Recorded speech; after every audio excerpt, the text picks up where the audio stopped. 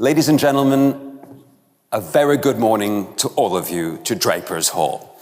So, when you think of an elite team, what comes to mind? I default to Navy SEALs on a complex mission, the pilots and co-pilots flying an Airbus A380, the exco of a tech unicorn deciding on a complex merger, or maybe doctors and nurses working together in collaboration to save lives at hospital. What do they all have in common? That question is easy. They all operate under high-stakes, deeply uncertain conditions where their decisions impact on the lives and the livelihoods of others. But what do they not have in common? That's perhaps a more difficult question to ask. So military, they implement what's called after-action reviews as a form of a feedback loop. Pilots and co-pilots use what's called CRM, crew resource management, to identify challenge and minimize mistakes. What about doctors and nurses? They use WHO checklists to try to minimize mistakes and reduce mortality. What do they all have in common? It's actually quite simple. Feedback is part of the process. What about investment committees? What about excos? What about leadership teams of SMEs around the country? What do they do to solicit feedback?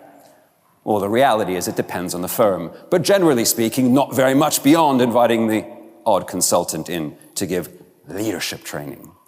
The point I'm trying to make is that feedback is not systematic. And there lies an incredible opportunity for the ambitious executive, the ambitious leadership team.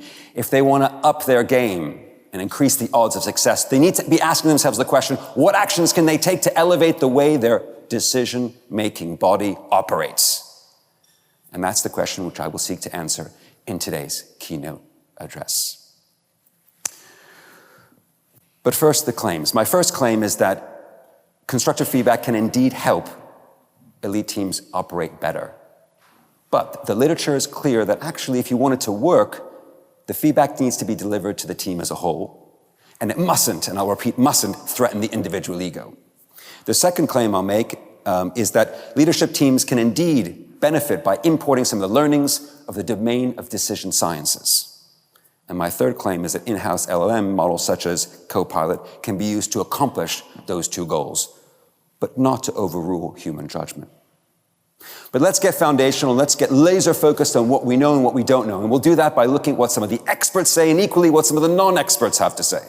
Why the non-experts, may you ask? Because often you can learn more by watching the mistakes that non-experts make. And it's for that reason we're going to start this morning's talk looking at the work of Simon Sinek. Many of you will know Simon Sinek. He's a best-selling author. His 2009 TED Talk has been viewed by over 70 million people.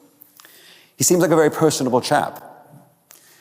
In fact, I even hesitate to criticize him, but I will for your benefit. Simon Sinek, in his best-selling book, Start With Why, he takes one of the world's most successful companies, in this instance, Apple Computers, and offers a clean, explanatory story as to why Apple Computers was successful. According to Simon Sinek, Apple has a clear why. What is it? We think differently. Apple thinks differently, and that's the explanatory factor. But everyone in this room knows that doesn't meet the serious causal standard. What do I mean by that? Well, it's simple. How many companies have had a clear why but have yet failed?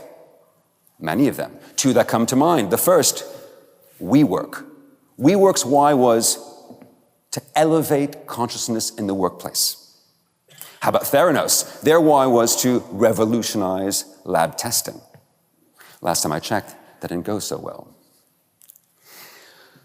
So why do I put Simon Sinek in the crosshairs? I do it for your benefit. We need to be asking ourselves the question, when a belief is formed, whether it's in the boardroom, in the committee meeting, or at the water cooler for that matter, we need to be asking ourselves the question, why was that? Was it because the evidence was strong? Was it because it felt plausible? Or was it because it was confidently delivered? When you're sat at the boardroom or in the committee meeting and the pitch lands, you need to ask yourself the question, why was there buy-in? And the reason why that's so important is because often, not always, but often leaders are good orators.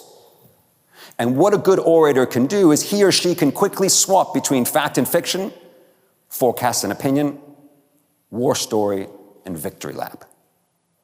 Often, but not always, there's an asymmetry between the speaker and the audience in terms of information and knowledge and preparation.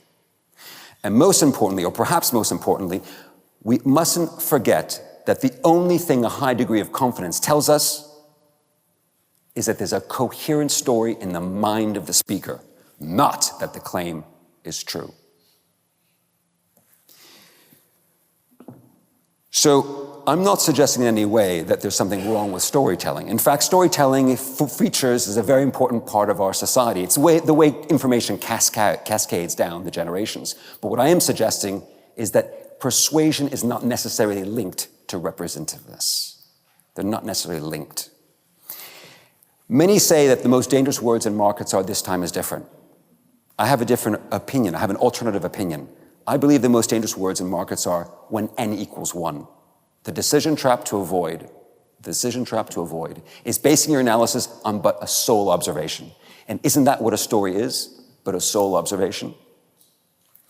The bottom line is that one of the best ways to reduce or avoid or evade error detection is to deliver a compelling story delivered by someone of authority with a high degree of confidence.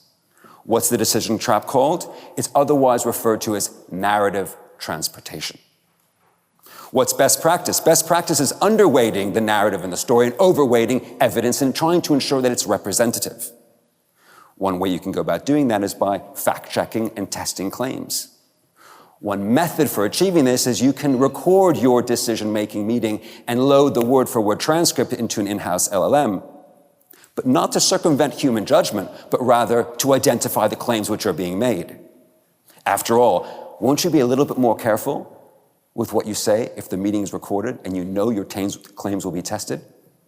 I know I would be. Let's move on to Paul Nutt, the management scholar. In 2002, he published a grand volume synthesizing over 2 decades of management research, spanning over 400 in real-life corporate decisions. And I will save you the time and the money of having to read the book. He concludes with, "Leadership often fails because they rush to judge, they seize on the first opportunity, and they don't try to identify alternative avenues."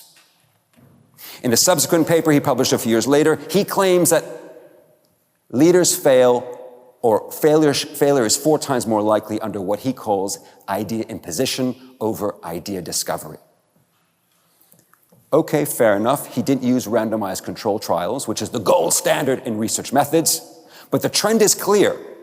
The decision trap to avoid is defaulting to a premature yes-no, a mistake even the most senior leaders make consistently.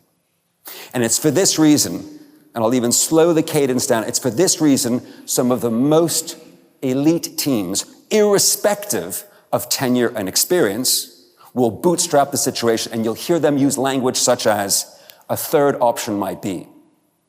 An alternative path could potentially serve as." Everyone knows about the wisdom of the crowd, but do we know why the crowd is wise? It's not because of the existence of the crowd. What makes the crowd wise is when independent knowledge, which is not shared, gets discovered. So the key takeaways from this block is to avoid binary framing, to avoid first idea fixation, and the rush to judge. Let's talk about the tragedy of the Space Shuttle Challenger in 1986. It's the sobering case study of when dissent was articulated but not heard. We all know the story. Engineers at NASA articulated their grave concerns over how the O-rings would interface with the cold weather. But time pressure, hierarchy, and the desire to proceed muted those concerns when they were needed the most. And if you don't remember, you can obviously go to read the Rogers Commission's report, which outlines all the steps which were taken up until that fatal day. And I can identify with that concept of dissent. I can think back, I can cycle back to many instances when I was serving in committees. And there's one particular instance which I remember vividly. One of the most influential members was trying to ram through his agenda, and I knew everyone around the table disagreed with that strategic decision, but there was very little dissent articulated, or it was only theater, it was only performative. How do you know you're in that situation? You know because you feel it in your stomach, that nauseating sense of knowing you should voice your concerns, but you stay silent. What's best practice? Best practice is trying to articulate genuine dissent without being confrontational. How do you do that? One way of doing that is by asking open-ended questions like, have we considered the risk of X? Does anyone see or has anyone tested for Y?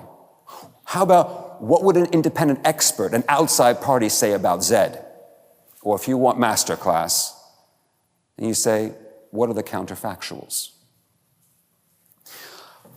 Make no mistake, I'm not suggesting dissent equals success, but what I am suggesting is the absence of genuine dissent can serve indeed as an early warning sign that there's a potential error in thinking. And of course I'm au fait with the counter-arguments. When dissent is done badly, it's just theater, it's a waste of time. But when it's done well, it's gold dust. It's an early warning system. We close on John F. Kennedy and the conical example of why to express oneself using probabilities as opposed to descriptives. It's the conical example. So the month was April, the year was 1961, and 1,400 CIA-trained rebels were about to invade the Bay of Pigs. But then something happened.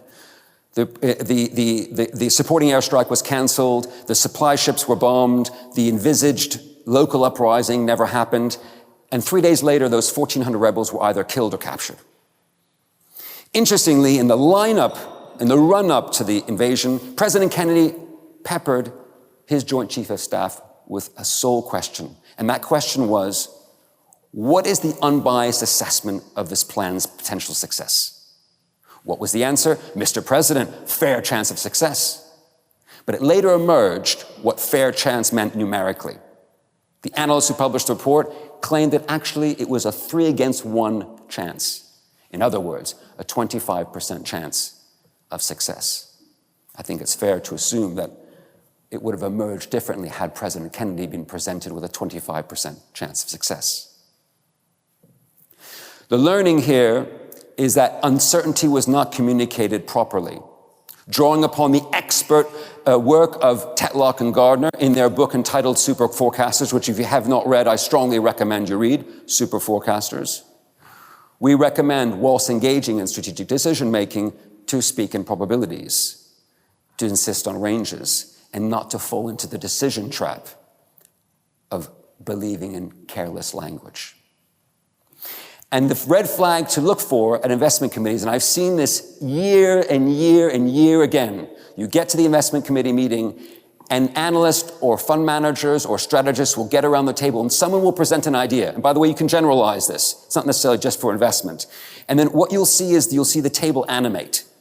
You'll watch everyone start to debate whether that idea is good or bad. And the bottom line is that this is a red herring. The real work is actually trying to find an alternative to compete with that initial proposal.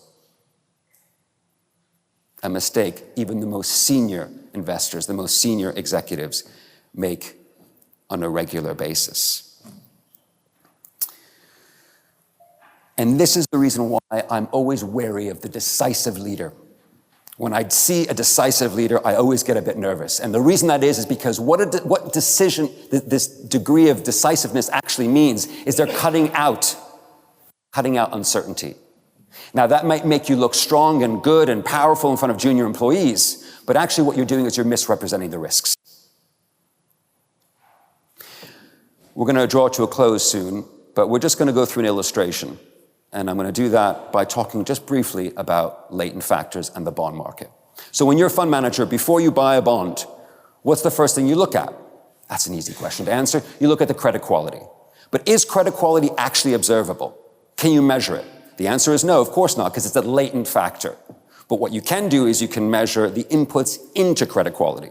So what would you look at? The revenue of the company, the amount of debt outstanding, the ability for that company to service the debt going forwards, all the usual suspects. That's how you derive credit quality. And the same can be made of elite teams and how they go about generating their decision quality. After all, it's a latent factor. It's inferred. So how would you go about measuring decision quality? Well, I've given you 4 examples in this morning's talk. The first was the ratio of evidence to narrative. The second was the avoidance of first idea fixation. The third was the presence of dissent. And the final was speaking in odds and probabilities as opposed to descriptives.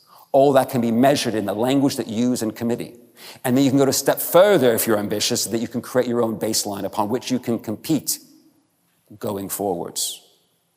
What we're suggesting in this experiment is we're suggesting that you can use your large language model to make the language you use become visible, to help surface how the debate evolved, to in turn map out whether alternatives were presented or not, and to analyze whether there was narrative, too much narrative versus the evidence. You can prompt your in-house LLM to run analysis to identify every claim that was made in that meeting. And then you can ask it to rate it on a scale of 1 to 7. And then you can go even a step further and you can ask for arguments and counter-arguments and the source material so you can check the sources yourself. And by the way, I eat my own cooking. That's exactly what I did with this speech word for word. I wrote it myself and then loaded it up into our in-house LLM, in this instance, Copilot, and I asked it to identify every single claim that I made and to rate it on a scale of 1 to 7 and to provide arguments and counter-arguments. And when there was weakness, I either carved those sections out or I strengthened them. The bottom line is word-for-word transcripts can serve as an excellent artifact for an ambitious executive who wants to data mine, but not to circumvent judgment, but rather to use it as a mirror to reflect on how decisions are initiated, framed, debated, and then concluded. But of course, it would be remiss of me not just to quickly touch on some of the counter-arguments. And of course, we're all au fait with them. We're all aware of them. Confidentiality, governance, cost. I won't go into that, but I suspect looking back a few years from now, we'll look back and we'll say, maybe there weren't as many junior jobs lost because AI actually is more expensive than we think because it's currently being subsidized. But actually, the only counter-argument that I wanted to focus on just for 1 second briefly was hallucinations, because that's basically the number one criticism. And so my 2 counters to that counter is, number 1, humans hallucinate also. And my second counter is actually, what is an LLM? It's an algorithm which is designed to predict the most likely next token.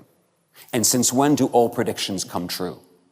When you criticize an LLM for hallucinating, what you're actually saying, if you really think about it, it's the equivalent of criticizing the weather forecaster when he or she comes out and says, tomorrow there's a 70% chance of rain and it's sunny. You can only criticize the weather forecaster if in 10 scenarios it was sunny 4 times out of 10, not if it's sunny 1 times out of 10, because the forecast was 70%. So in terms of next steps, all I'm suggesting is that you experiment. The next time you're engaging in a decision-making process, what you should consider doing is recording the word-for-word transcript and loading it up into your in-house LLM. But don't design the prompts yourself. Get the algorithm to do it for you. The only ingredient you're actually missing is the context. And if you need some context, you can contact David or me or any of the PCD team, and we will give you a copy, word for word, of this exact talk, which, by the way, took a very long time to prepare because I wanted to make sure my source material was rock solid. In closing, all we're suggesting here is to be a little bit more like Navy SEALs, a little bit more like pilots, a little bit more like doctors and nurses working together in collaboration, and a little bit less like decisive leaders with great stories to tell. And the way to do that is to incorporate systematic feedback, because that systematic feedback can either be gold dust for edge seekers or fool's gold for theater goers. On the behalf of PCD, thank you for joining us at the stunning Draper's Hall.